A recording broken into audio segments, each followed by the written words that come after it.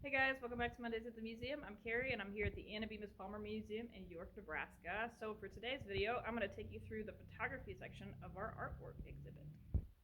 So starting off in this corner, we have several pictures that were taken from two different ordnance plants outside of Ord and Omaha, Nebraska in World War II. So there were several different ordnance plants across the country throughout World War II. So these are just from two of those places. So as you can see, they're actually using some pharmacy equipment to help in making these explosives, which I thought was really interesting. They do have several safety measures in place, and cleanliness was, of course, emphasized. Here you see a lady tying her shoe. I imagine you don't want to be tripping over your shoelace when you are carrying something like that. Yeah, just standing there all blasé with explosives, no big deal or anything like that. You were checked as you came in and as you left. I also heard that static electricity was a really big deal to keep track of as well. And then my favorite of these pictures is actually this one here. So what they did was they put a chemical in the soap that when it reacted to TNT, it would turn your hands red. So you knew your hands were completely clean once all the red was washed away. Next up, we have some vintage cameras.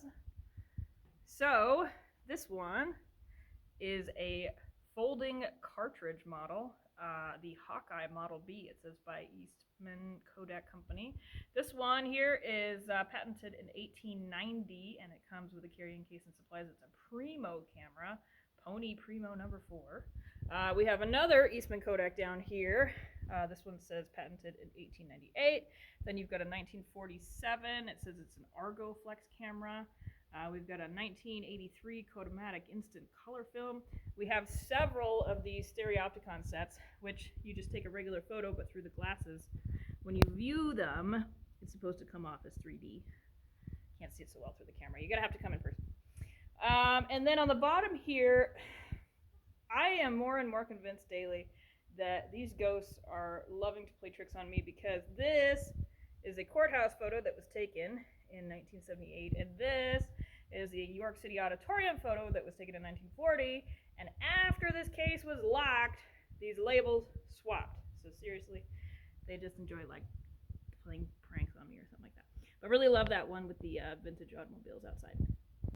We did keep a few of the troop photos up from the military display, so these are just a few of my favorites that rotated over. We, of course, have the 134th, which is the York Boys. That one was from 1941.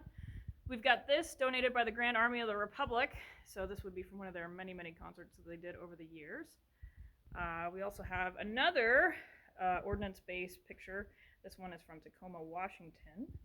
We have a couple of photo albums that were made up of pictures taken by George Zavadny during his time in the service, and these are really cool because they come with little personalized messages like "to a swell guy," signed by Johnny, and then on the back of them you will see names and addresses and birthdays and things like that, which I thought was just really cool. And then we have our first Nebraska. So this was taken in 1899. These guys took part in the Spanish-American War and the Philippine-American War. And speaking of the Philippine-American War, we have two different photo albums. So this was taken, same guys, 1st Nebraska here. And then we have the 51st Iowa here. And we kept up the display that we had of the photos that were enlarged. And if you haven't seen this yet, you really got to come and see it in person. Just the coloring alone is just really neat. Here we have A.P. Dahl with his 1928 Model A Ford that he drove all the way across the country, which he was super proud of. We've got the post commanders from our local GAR post, number 32. That was taken in 1889. I really like this picture of these guys hunting, just kind of sitting there in the trench jamming out. But my favorite photo that is in this section is actually this one here of Company A, 1st Nebraska from the Philippine-American War. So in a journal that we have, I read that it was just torrents and torrents and torrents of rain that day when they arrived. And so this is them being forced to march through basically a pond of sorts. So that was my favorite, but when asked by other people what their favorites, it always seems to be this one. So looking at it, right, you see it just looks like a regular hill with trees, nice scenery and stuff like that. But then once you walk closer, you can actually see those are men.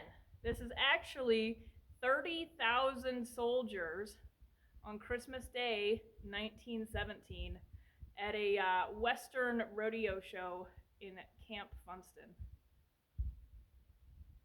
When we headed up for the military display, I could always tell when people passed it because you would hear this when people realized the optical illusion of getting closer there.